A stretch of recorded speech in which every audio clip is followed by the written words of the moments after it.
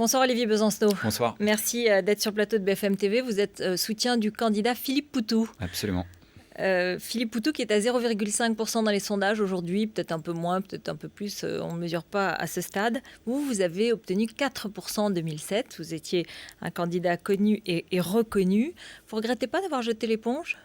Non, d'abord parce que je ne jette pas l'éponge, je suis soutien de Philippe Poutou comme vous l'avez précisé, je mène la campagne autrement et puis c'était important de mettre en adéquation ce qu'on dit avec ce qu'on fait. C'est pas mal en général en politique. Moi je ne peux pas avoir raconté ce que j'ai raconté pendant des années en disant qu'il y avait en gros les mêmes têtes cramées à la télé dans la classe politique et puis commencer à faire à peu près la même chose. À être une tête cramée aussi. Voilà, donc la moindre des choses c'est de tourner, chez nous, et puis de montrer que ça reste notre marque de fabrique, qu'on n'est pas obligé d'être politicien professionnel pour présenter des solutions. Et je crois qu'il y a des millions de personnes dans ce pays qui, le matin, le midi, le soir, comme nous, n'arrêtent pas de dire c'est dingue à quel point les partis institutionnels et les politiciens ne nous représentent plus.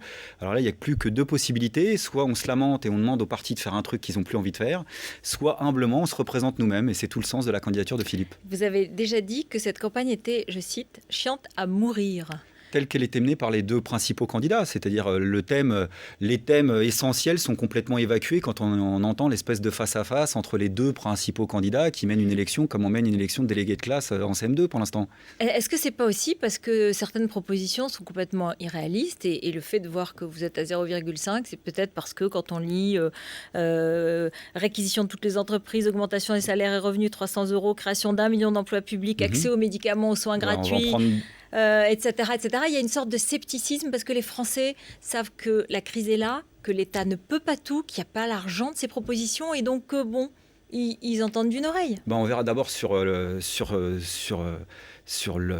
l'écho de ces mesures, on verra au moment de l'élection. Nous, les 2 prochaines semaines, elles sont essentielles pour nous, puisque c'est en effet l'égalité médiatique, ce sera l'occasion de discuter du fond. Je pense qu'il y a une majorité de personnes qui est extrêmement lucide, qui a bien vu qu'au moment de la crise financière, justement pour sauvegarder les garanties, la survie des banques, on a trouvé des centaines de milliards d'euros, et là les banquiers, ils n'ont pas eu besoin de signer une quelconque pétition, ils n'ont même pas eu besoin de manifester, ils l'ont eu tout de suite. Donc comme quoi de l'argent, il y en a beaucoup pour certains qui sont responsables de la crise, il n'y en a pas pour d'autres.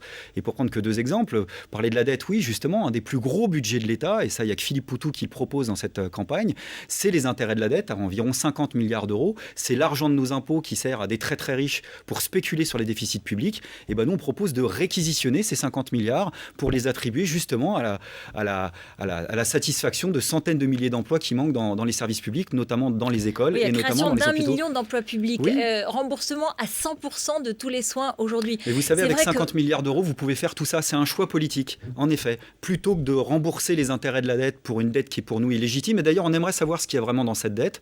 Nous, on réclame un audit, une enquête publique pour savoir qui détient quoi, qui spécule sur quoi. Mais en tous les cas, il n'y a pas de raison qu'on continue à gaver des gens qui sont par ailleurs responsables des déficits et de la dette, puisqu'on ne le dira jamais assez.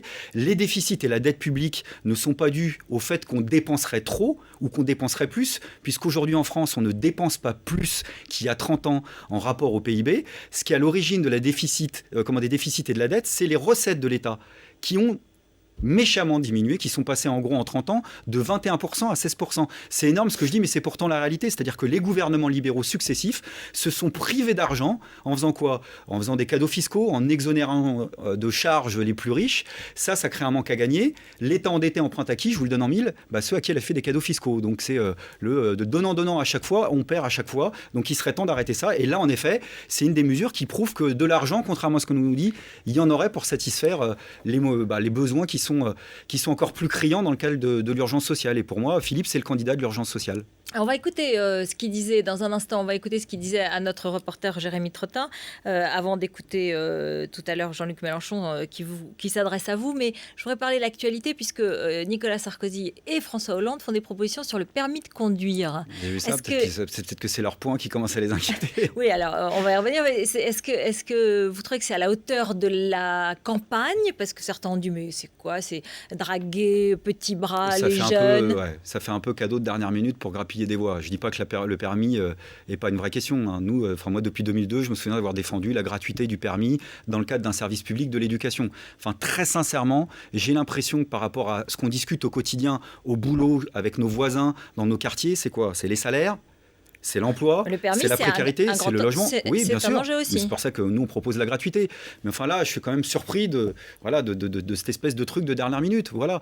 Mais soit, mais la vraie question, Mais c'est... donc vous trouvez que c'est bien, et c'est ce qu'ils proposent? Non, eux, c'est pas ce qu'ils proposent. Ils ne proposent pas la gratuité du permis de conduire, à ma connaissance, ou alors vous avez un grand scoop à m'annoncer, mais Non, je crois pas. absolument pas. Ils proposent que le code se passe au lycée J'avais cru comprendre.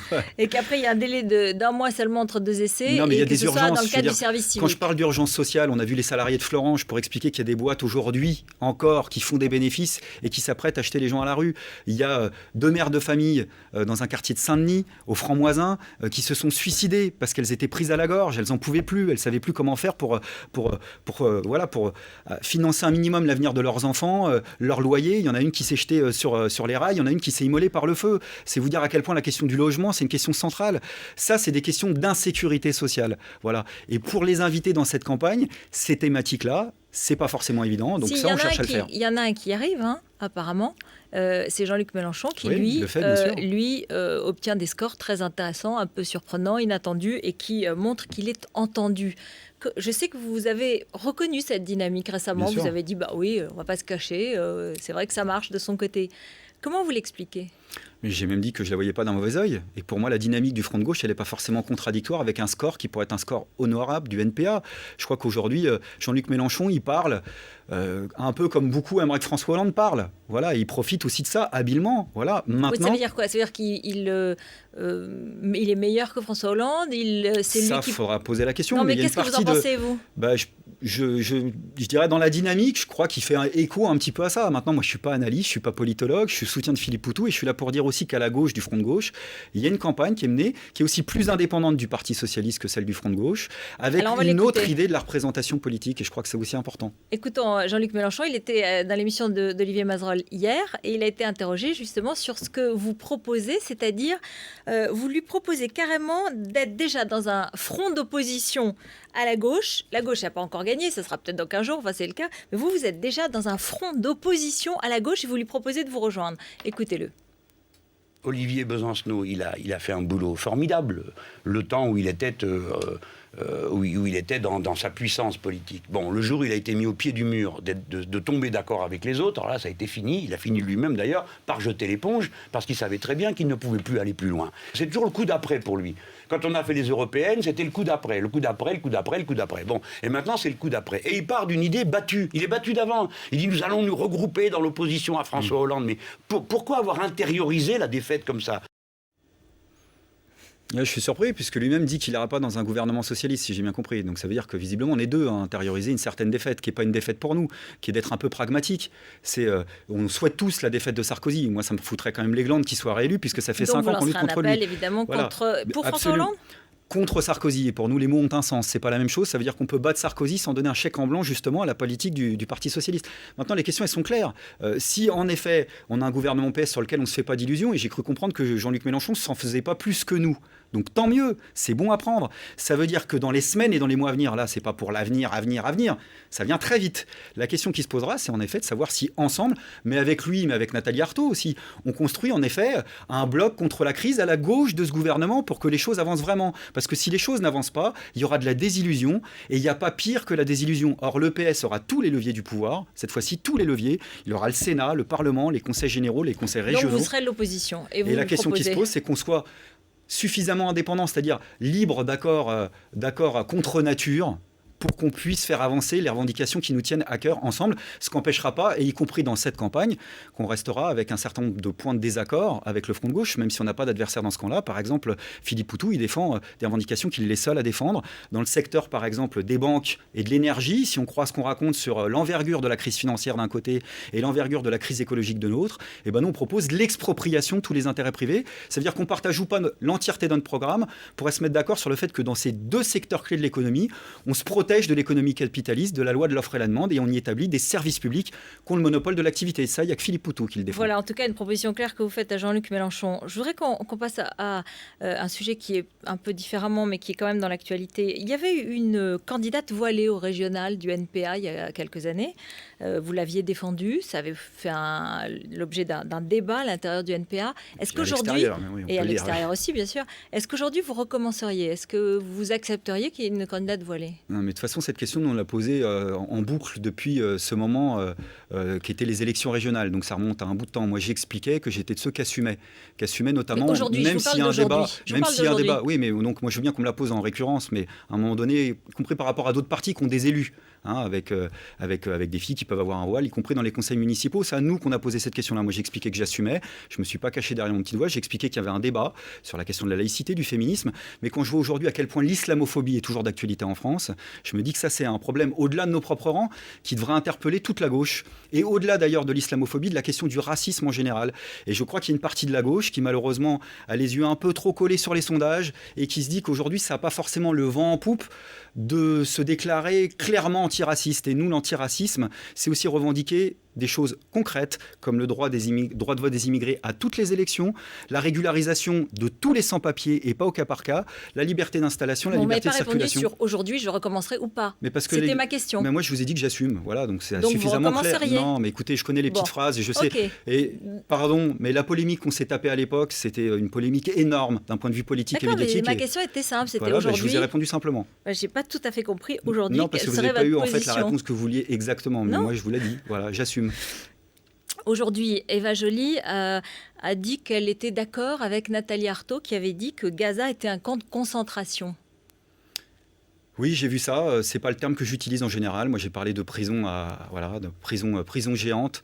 Vous regrettez cette expression ? Non, mais cherchez pas les mots pour faire du buzz. Moi, si je regrette pas, je suis solidaire de Nathalie Arthaud et d'Eva Joly parce qu'on a un combat commun pour la cause palestinienne. Et la vraie question, c'est pas ça. C'est au-delà des mots. Moi, je suis pour éviter de donner prise à la guerre. Absolument. C'est pour ça que je suis pour éviter de donner prise à la guerre entre les mémoires. Mais moi, je suis pour la solidarité avec le peuple palestinien. Et la vraie question dans cette campagne que vous soulevez pas, mais celle-là, je la soulève. Par exemple, François Hollande, s'il est élu, est-ce que le gouvernement français utilisera ses moyens de pression politique, diplomatique, économique et financier contre le gouvernement israélien pour faire en sorte que les résolutions qui ont été votées à maintes et maintes reprises par la communauté internationale et qui sont favorables aux Palestiniens soient enfin appliquées? C'est vrai pour Gaza, c'est vrai pour le restant. Moi, je souhaite que oui, mais la question, il faudra lui poser parce que ça, c'est une question qui aura une répercussion concrète pour des centaines de milliers de personnes. Et moi, je suis fier d'être solidaire du peuple palestinien. Donc, vous n'utiliseriez pas l'expression camp de concentration, c'est ce que je retiens aussi. Moi, j'utilise le mot moi, j'ai dit prison. Non, mais écoutez, vous êtes sur les mots, à chaque fois les mots quand ils ont un sens. Moi, j'utilise les miens. Ça n'empêche pas, vous ne me demandez pas de me désolidariser de Nathalie Arthaud ou d'Eva Joly, je ne le ferai pas. Demandez mes mots, j'utilise les miens. Voilà. Écoutez, c'était votre candidat Philippe Poutou. Il était au micro de Jérémy Trottin qui a passé une journée avec Philippe Poutou sur BFM TV. Vous en rêviez, vous, de cette campagne présidentielle? C'était un rêve chez vous? Non, mais même aujourd'hui, ça reste pas un rêve. La preuve, c'est vrai qu'heureusement, je dors bien la nuit, mais quand je me réveille, je me dis toujours, ah merde, je suis candidat. Donc ça reste quand même un truc difficile. C'est difficile, hein. Oui, mais il l'a dit avec ses mots à lui, en se marrant, et puis c'est son côté sympa. C'est aussi un point commun qu'on a ensemble. Voilà. Justement, nous, on n'est pas. Vous êtes sympa, c'est ça? On sort pas des grandes écoles, mais non, mais parce que vous voyez, on parlait des mots et des machins et des pièges. Il y a des tas de codes à la télé. Voilà. Donc nous, des fois, on bafouillera, des fois, on sortira pas les bons chiffres. Plus, ça fait longtemps que vous ne bafouillez plus, Olivier Mais Besancenot. nous, on a notre authenticité. Vous n'allez pas me faire croire que vous êtes un bleu dans la politique. Vous la connaissez par cœur. Vous en connaissez très bien les codes. Non, vous pas tous les codes. Vous êtes devenu un professionnel aussi de la politique. La preuve, c'est qu'aujourd'hui, sur des questions de forme et uniquement des questions de forme, on va perdre un peu de temps en tête de CSA plutôt que d'insister sur nos propositions. Maintenant, moi, ça le rend sympathique et cette authenticité, elle me parle. Voilà, justement par rapport à beaucoup de têtes cramées qu'on voit à la télévision. Et lui, il prend ça, d'ailleurs, sa fonction militante très au sérieux. Il a dit qu'il ne serait pas candidat la prochaine fois. Il l'a dit sur ce plateau il y a quelques jours. Oui, il a dit comme moi qu'il ne se vivait pas comme l'éternel candidat de la gauche anticapitaliste aux élections. Mais on verra, mais c'est dans tellement de temps. Lui, voilà, il est comme moi, il ne s'accroche pas ni au poste, ni aux fonctions. Et ça change tellement. Enfin, je veux dire, aujourd'hui, c'est à Philippe. Moi, je vais vous dire ce qui me gonfle. C'est qu'à Philippe Poutou, on lui pose plein de questions, un peu ardues, et on sait ce qu'on fait. Et puis un jour, ça, j'en crèverais d'envie, qu'à tous les autres qui sortent des grandes écoles jusqu'à leur retraite, on leur pose la question, est-ce qu'il faut forcément rien connaître de nos vies quotidiennes pour prétendre décider pour nous? Vous voyez, c'est juste ça. Et ce créneau-là, bon, j'espère qu'il y a des gens qui nous donneront mandat pour continuer ce combat-là, parce que voilà, notre énergie militante, elle passe aussi par ça. Merci Olivier Besancenot d'être venu sur BFM TV. Restez avec nous. Après le journal de Jean-Rémy Baudot, notre face-à-face entre l'ancien ministre Alain Madelin et l'écrivain Jean-François Kahn. À tout de suite.